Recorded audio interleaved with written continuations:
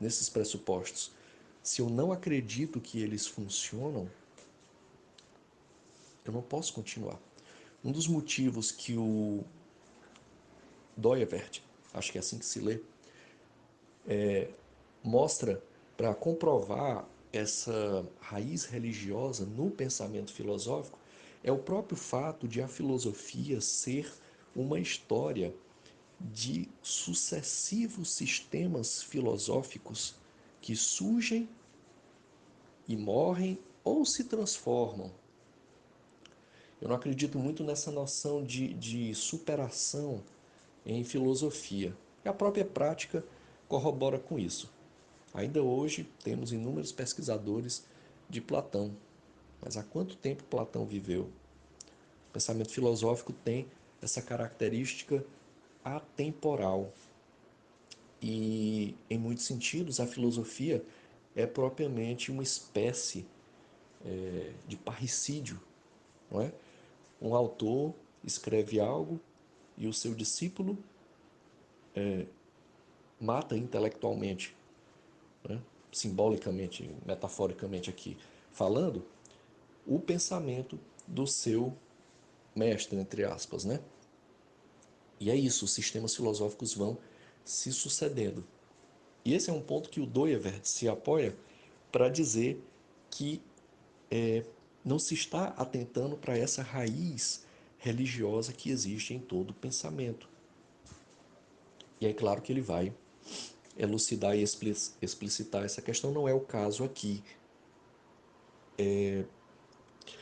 Essas questões elas têm uma determinada importância no sentido de que foi por isso que eu comecei contando aí essa minha cicatriz da época de graduação, porque vejam bem, se pensa desse jeito, uma outra coisa que eu vi uma vez em discussão no Facebook, um professor de faculdade, os alunos, alguns alunos cristãos, e a disputa ficou acirrada, as argumentações ficaram acaloradas e o professor resolveu, de uma forma, no meu modo de entender, não muito filosófica e bastante, aí sim, dogmática. Ele disse: Olha, eu sei, eu não creio. Nesse ponto, ele colocou o saber, e aí teria que se ver que concepção de saber, de conhecimento ele está utilizando, mas a mensagem dele foi muito clara. Você é um sujeito que apenas crê, que acredita, que tem fé, que tem crença, mas você não evoluiu, você não ascendeu ao nível do conhecimento. Nesse sentido, você está num nível inferior, um nível da opinião, um nível não justificado, e aí teria que se ver o que se entende por justificado, mas fica muito essa dimensão de que a fé, a crença estão num nível inferior. O nível superior é o nível propriamente do conhecimento, é o nível propriamente da argumentação racional, entendida a racionalidade aqui como uma distinção a todo tipo de fé. E aí você cria doutores, você cria especialistas, você passa a ter discursos em torno daquilo, lembrando um pouquinho lá que eu falei antes do livro do Rubem Alves, não é? A questão da sinfonia perdida, e fica cada um apertando uma tecla, mas no final você não tem a tal sinfonia. E nesse sentido, você acaba considerando uma pessoa que crê como irracional e alienada, mas muitas vezes tem-se surpresas em torno disso. Eu me lembro, contando aqui uma outra experiência pessoal, por volta de 2012, eu me converti ao Senhor Jesus Cristo em 2013. Então, em 2012, eu trabalhava num local e tinha um rapaz que era evangélico. E uma vez eu fui conversar com ele sobre um assunto, acho que tinha a ver com a questão da modernidade, com sistemas filosóficos, algo do tipo. E eu, enquanto estudante de filosofia, achei que ia abafar, que ia dar um show. ali e comecei a questioná-lo, achando que ia vencer rapidamente o, o debate. E aí haviam ali vários preconceitos formados, conceitos bem anteriores a propriamente realmente ir lá e verificar a situação. E aí o resultado vocês já podem imaginar. Quem deu o tal show foi o rapaz. Tinha muito mais conhecimento e utilizou somente a Bíblia. Utilizou somente a sua fé e os argumentos que eu dei não conseguiram. Talvez por orgulho eu dissesse que não tinha sido afetados tais argumentos. Mas não, foram sim, se havia um vencedor ali naquele debate, naquele momento foi ele. E isso foi uma experiência prévia à minha conversão e que eu carrego até hoje, carrego com muito carinho, porque é necessário, para mim foi necessário essa perder ali naquele momento para ganhar depois, um ganho infinito. E nesse sentido, então, eu vou passar para o texto dele. Eu fiz algumas marcações, mas como já está um pouco extenso aqui o áudio, eu vou pegar só partes bem específicas do texto e explicá-lo.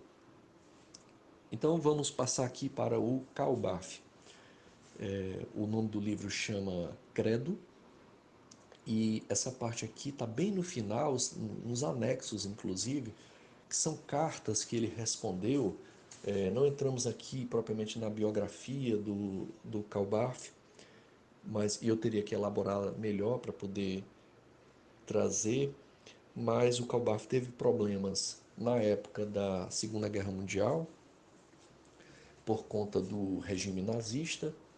Ele não aderiu ao regime nazista, teve seus diplomas cassados e teve que fugir da Alemanha. Então, um sujeito corajoso, ele fugiu e depois montou um grupo que combateu o regime nazista. Muito bem, isso é uma rápida visão sobre a biografia dele mais à frente, porque faz parte do programa que estamos trazendo ao longo deste canal, ao longo deste curso Filosofia e Fé Cristã. E aqui são cartas, eu posso até pesquisar melhor depois, mas me parece que são cartas que ele escreveu quando estava exilado lá da Alemanha. E nessa parte ele estava respondendo a questões, e uma dessas questões era em torno da dogmática e filosofia. Mas então, sem mais delongas, passemos aqui para o texto. O texto, Kaubaf diz o seguinte, vou passar a ler o texto agora. Se abrimos nossas bocas, nos encontramos no território da filosofia. O fato de que isso também vale para a pregação cristã e para a dogmática faz-nos lembrar da encarnação do Verbo. Bom, ele começa citando um fato muito claro. No momento em que qualquer ser humano abre a boca, nós estamos no terreno da filosofia. Nós estamos no terreno do debate, da argumentação, da dialética, da contraposição de argumentos, no campo da preocupação da possibilidade de ser ético ou não. Quer dizer, não podemos fugir propriamente da filosofia. Mas ele também diz que isso nos faz lembrar que, enquanto filosofia, nós cristãos não podemos esquecer de algo muito fundamental. Nós estamos no terreno do logos, sim, ou seja, da razão filosófica. Mas esse logos é encarnado. E aí não podemos esquecer disso. E aí é onde ele vai se colocar, trazendo aqui a passagem de 1 Coríntios, a primeira epístola que o apóstolo Paulo escreveu aos Coríntios, no seu capítulo 6, versículo 12: todas as coisas são lícitas para mim, mas nada me manterá cativo. E aí ele pergunta o que seria tornar-se cativo dentro desse embate, e ele vai falar que, vou citar novamente o texto, quando falamos em concepções humanas, e então das concepções de uma filosofia definida, nós estamos, como teólogo, nos comprometendo com algo que é muito perigoso. As concepções usadas, por assim dizer, somente como molde, podem muito bem já ter um conteúdo definido, que não pode ficar